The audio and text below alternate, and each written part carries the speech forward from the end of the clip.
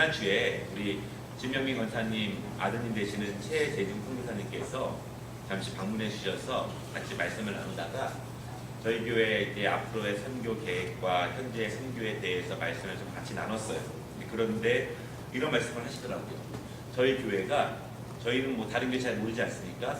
선교를 많이 하는 거라고. 물론 뭐 선교가 많이가 적게가 어디 있겠습니까만은 우리 교회가 감당할 수 있는 것보다 최선을 다해서 열심을 다해서 선교하시는 모습이라고 그렇게 말씀하셔서 또 힘도 없고 또 우리가 앞으로 더욱더 어떻게 우리가 할 수 있는 은혜 안에서 기도하면서 선교사님들을 더 잘 섬길 수 있을까 그런 생각을 많이 해보게 되었습니다. 오늘 본문은 스데반의 그런 이야기지요. 스데반은 집사님이셨습니다. 초대교회의 충성스러운 집사님이셨습니다.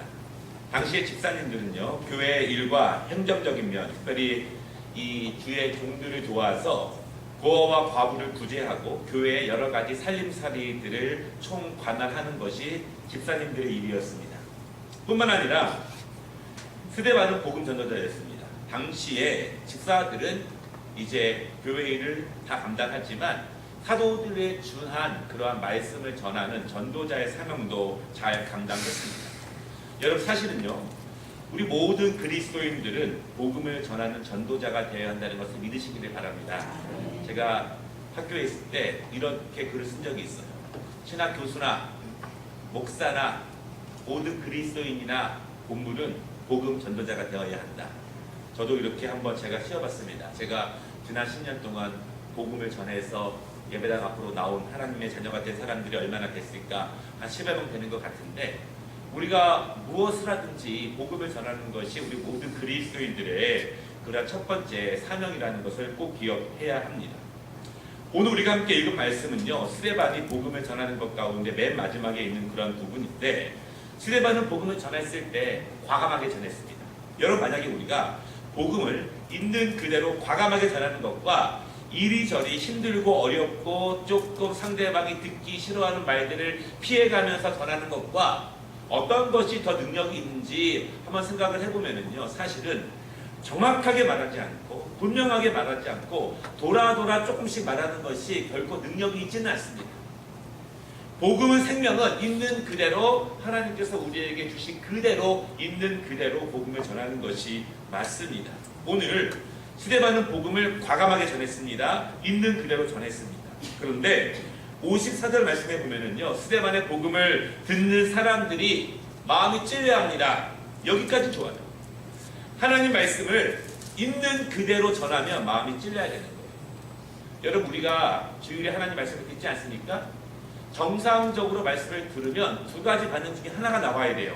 하나는 마음이 찔리거나, 하나는 감동받고 은혜 받아서 새로운 결심을 내 마음에 하거나, 둘 중에 하나가 돼야 되는 거예요. 그것이 하나님의 말씀이 온전히 전파될 때 일어나는 모습입니다. 애매하거나 아무렇지도 않거나 그러면 무엇인가 문제가 있는 거예요.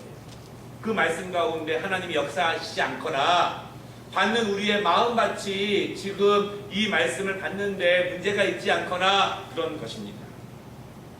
오늘 이 스데반의 복음을 전할 때 마음이 찔립니다. 여러분, 마음이 찔리면 어떻게 되죠? 마음이 찔리면 회개해야 되는 거예요. 찔리면 하나님께 돌아가야 합니다. 찔리면 나를 돌아보고 하나님이 나를 부르시는 하나님의 사인으로 받아들여야 되는데, 오늘 말씀을 보니까 도리어 그들이 마음이 찔리니까 스데반을 어떻게 할까 생각을 합니다. 귀를 막고 마음을 막습니다. 오늘 오전에 말씀드린 것처럼 빛이 들어오고 복음이 들어오면 내 더러운 것들이 드러나기 때문에 그런 것들을 감추려고 한다는 것입니다. 여러분, 생명의 복음을 들어도 반응은 다르다는 거예요. 똑같은 말씀이 전해져도 반응이 다릅니다. 제가 이렇게 교회 홈페이지를 이렇게 가끔 뭐 하루에 한 번씩은 열어봅니다. 또 열어보면서 또 이렇게 교회 광고라든가 설교를 한 번씩 보죠. 그럼 꼭 그 옆에는 조회수라는 게 있어요. 조회수라는 게. 저도 사람인지라 성도들이 어떤 설교를 더 많이 듣는지 생각을 해봅니다. 제가 지난주에 하신 한 설교가 순종은 처음에 하는 것입니다. 이렇게 이제 돼 있지 않습니까? 보통 때에는요, 이렇게 한 화요일, 수요일쯤 되면은 조회수가 15, 20 되는데, 제가 보니까 한 수요일, 목요일이 넘어도 조회수가 5예요, 5. 지금은 7이에요. 두 번은 제가 본 거예요. 저는 꼭 봐요. 어떻게 했는지 꼭 봅니다. 예, 지난주 따라 은혜 받았다고 하시는 분들 굉장히 많았는데 또 돌이켜 보시는 것은 또 좀 아닌 것 같아요. 그렇죠, 여러분? 하나님의 말씀을 똑같이 들어도 반응이 다르다는 것입니다. 단순한 말씀, 정말 명쾌한 말씀, 통쾌한 말씀 그런 것이 아니더라도 똑같은 어눌한 입술을 통해서 말씀이 전해져도 반응은 분명히 다르게 나타납니다. 오늘 58절에 보니까요, 그 말씀을 들었는데, 생명의 말씀을 들었는데 그들이 스데반에게 돌을 들어서 던집니다. 죽이려고 하는 거예요. 여러분, 복음을 과감히 전하면 죽을 수도 있습니다. 모든 복음 전하는 사람들이 그런 마음이 있어야 합니다. 그런데 스데반이요, 그 돌을 피하지 않는 거예요. 스데반은 그것이 자기의 사명인 줄 압니다. 스데반은 예수님께서 말씀하신 그 한 알의 밀이 땅에 떨어져 죽어야 많은 생명을 맺는다고 하시는 말씀을 믿는 거예요. 그냥 지식으로만 알고 있는 것이 아니라, 그렇게 기도만 하는 것이 아니라, 다른 사람이 그렇게 죽으라고 하는 것이 아니라, 그것이 오늘 나에게 하나님이 말씀하시는 주의 음성으로 스데반이 듣고 있습니다. 그리고 그 돌을 피하지 않고 거기서 죽어갑니다. 오늘 말씀을 보니까요, 부르짖어 이르되 주 예수여 내 영혼을 받으시옵소서 하고 무릎을 꿇고 아버지의 집으로 돌아가게 됩니다. 스데반은요, 복음을 전하다가 순교했습니다. 그런데 여러분, 복음을 전하다가 순교했는데 열매가 없습니다. 듣는 사람들이 화가 나는 거예요. 듣는 사람들이 돌을 던집니다. 열매가 없는 거예요. 복음을 전했는데 그렇게 스데반은 죽었지만 아무런 역사가 없습니다. 여러분, 그런데 스데반은 신약시대 초대교회 최초의 순교자입니다. 예수님의 복음을 듣고 복음을 과감하게 전하다가 죽은 최초의 순교자예요. 당시 스데반의 나이 28살. 그렇지만 여러분, 스데반의 죽음은 아무것도 아닌 게 아니에요. 지금 당장은 아무것도 아닌 것처럼 보이지만 초대교회 역사들, 지금까지 하나님의 복음의 역사들, 교회 역사들은 스데반의 피, 그리고 순교자들의 피를 통해서 세워졌다고 하는 사실을 여러분 기억하시기를 바랍니다. 그 역사와 결과는 당장 눈에 보이지 않는 것이 아닙니다. 하나님은 그들의 피를 통해서 일하시고 계신다는 것이죠. 무엇이든지 그냥 되는 법은 없습니다. 처음 길에 간 사람, 눈이 많이 쌓여있지만 그 눈 위를 처음 걸어간 사람, 처음 씨를 뿌린 사람, 처음 순교한 사람, 첫 열매가 된 사람. 오늘 말씀의 제목이 최초의 선교사 토마스 선교사예요. 순교자. 여러분, 우리나라에 수많은 선교사님들이 오셨거든요. 그 중에서 토마스 선교사가 최초의 순교자입니다. 우리가 한국에서 신앙생활을 하는 사람이라면 우리나라에서 최초의 순교자가 누군지는 알아야 될 거 아닙니까? 그 사람이 토마스예요. 토마스가 한국 이름으로 뭘까요? 한국 이름으로는 도마. 도마예요. 도마가 토마스입니다. 이 토마스 선교사님도 처음 열매였고 처음 순교자였지만 그가 죽을 때 그 주위에 아무런 일도 일어나지 않았습니다. 사실은 그렇지만 최초의 순교자를 통해서 하나님이 어떠한 일을 행하셨는지에서 우리가 함께 말씀을 나누면서 정말 감사하고 기쁘고, 또한 우리 선교사님들의 사역을 본받으면서 우리가 누군가에게, 이 전 세계 누군가에게 최초의 무엇이 된다면 그것이야말로 하나님께 큰 기쁨이 되는 하나님의 종들이 아닐까, 그런 생각을 해봅니다. 토마스 선교사는요, 1840년 9월 7일 영국에서 목사의 아들로 태어났습니다. 24살 때 목사 안수를 받았습니다. 24살 때.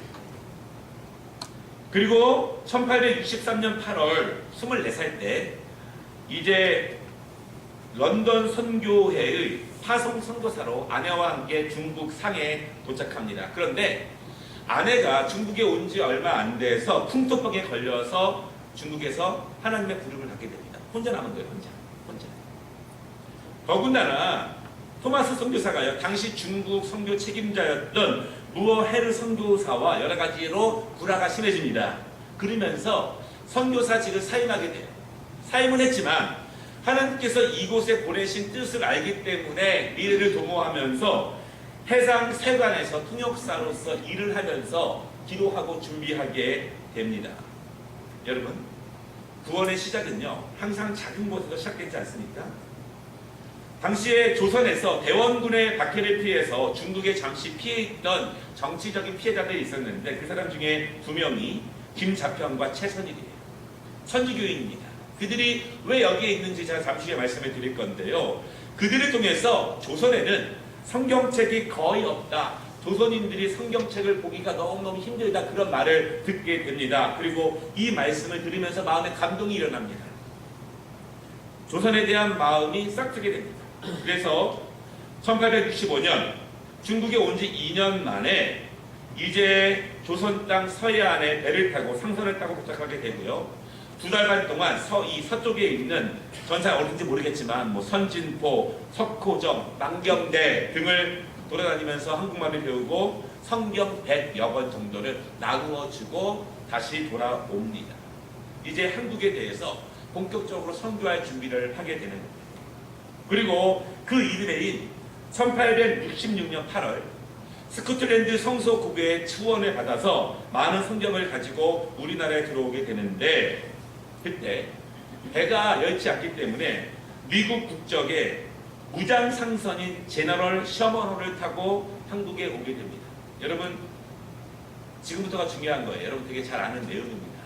또 요즘 뭐 주말에 하는 미스터 션샤인 그 내용과 겹치는 그런 내용이에요.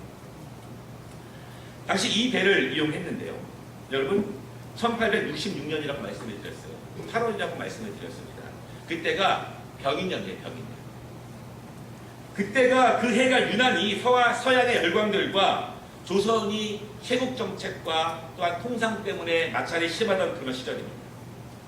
대원군이 집권 3년차를 맞이하던 때였는데요. 그 병인년에는요. 병인 박해라는 것과 병인 양요가 일어나게 되었습니다.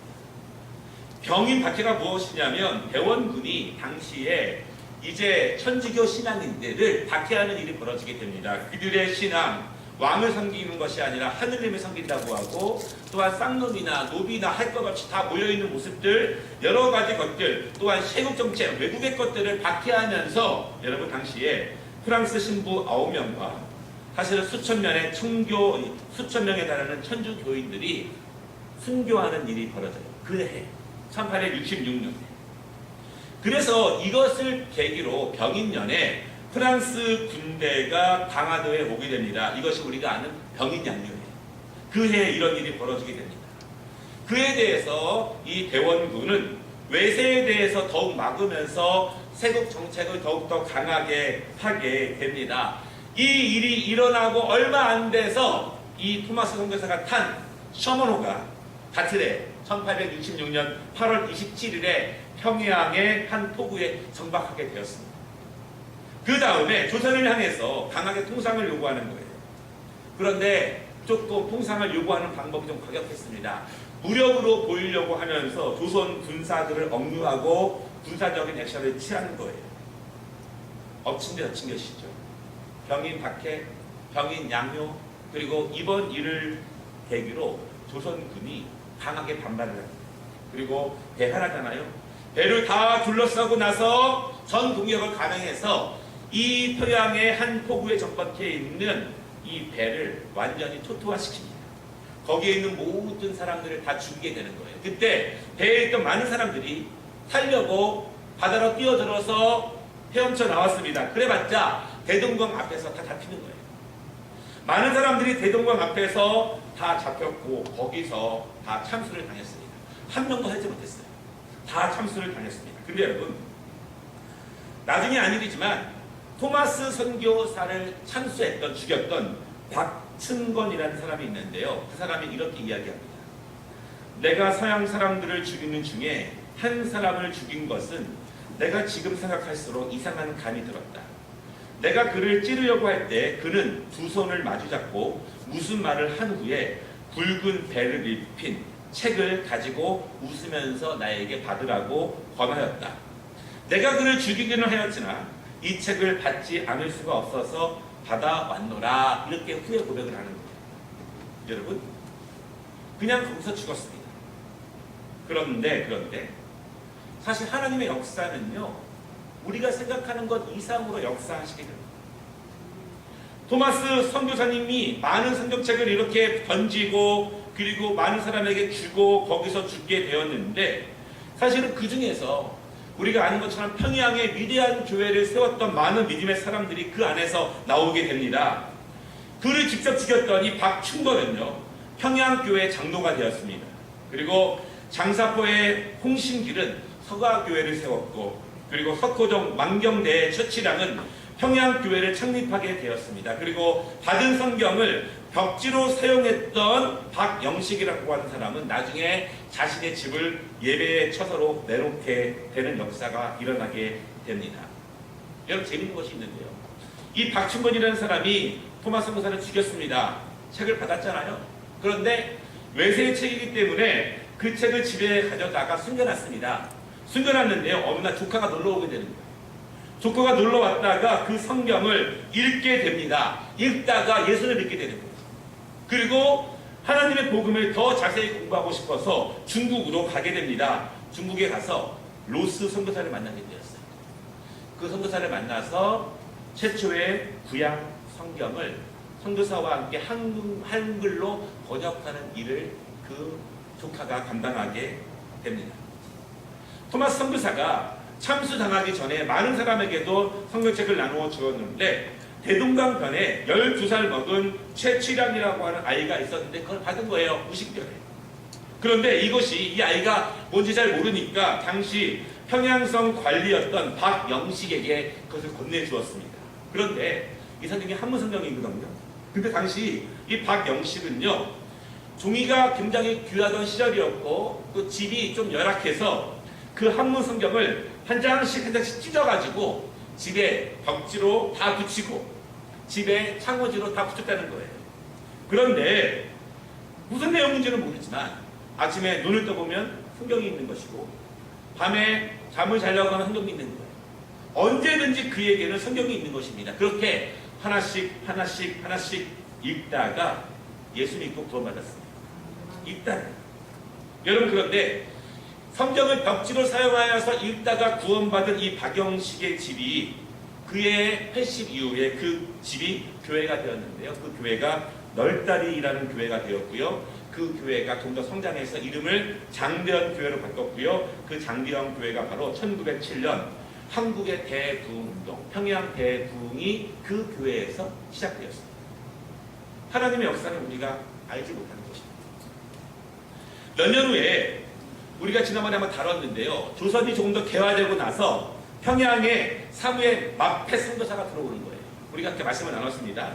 그가 평양에 자신이 최초로 선교사로 온 줄 알고 복음을 전하다가 박영식의 집에 들어가 보고 났는데 그 집에 성경이 벽지로 다 있는 거예요. 그리고 그 모든 사연을 듣게 됩니다. 그리고 마페 선교사가 그 자리에서 뜨겁게 기도했다는 거예요. 주여, 토마스 선교사의 순교의 피가 헛되지 않게 하옵소서. 그리고 마페 선교사는 끝까지 평양을 떠나지 않고 거기서 선교 활동을 했습니다. 그리고 그가 키워낸 대표적인 주의 종이 이기풍 목사님이에요. 그 목사님을 통해서 수많은 영혼들이 구원받게 됩니다. 하늘에 미리 떨어져 죽을 때, 그때는 아무것도 아닌 것처럼 보이지만 하나님은 그 피를 통해서 역사하신다는 것을 우리가 알게 됩니다. 여러분, 그런데 우리가 여기서 기억할 것이 한 가지 더 있습니다. 토마스 선교사가 선교사로 떠났지 않습니까? 그래서 계속 선교 편지를 보낸 거예요. 이제 자신의 부모님 목사님과 또한 교회 성도들에게 이제 자신이 지금 선교하고 있는 선교 편지를 계속 보냈는데요. 처음에는 그가 이제 어떻게 여정을 끝내서 중국에 왔는지를 보냈고, 그 다음에는 그가 지금 무엇을 하고 있는지를 보냈고, 어느 날가 이 아들로부터 며느리가 풍토병을 걸려서 죽었다는 이야기를 편지로 받았습니다. 그때 이 목사님과 교인들이 가슴을 치며 아파하고 무릎을 꿇고 밤새 기도했다. 그렇게 기록에 전해지고 있습니다.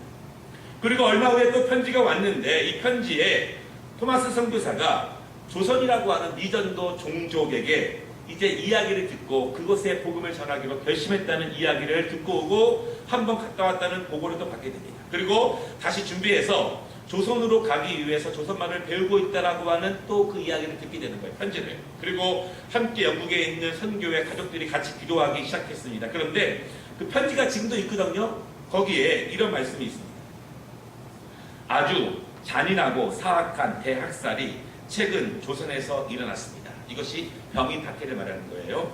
그럼에도 누군가 조선에 들어가 선교의 문을 여는 것이 중요함을 깨달아 제가 조선에 들어가기로 결정하였습니다. 1866년 병인년 8월 1일날 보낸 편지입니다. 이것이 마지막 편지예요. 여기까지는 편지를 보냈습니다. 그리고 몇 개월이 지나도 연락이 없는 거예요.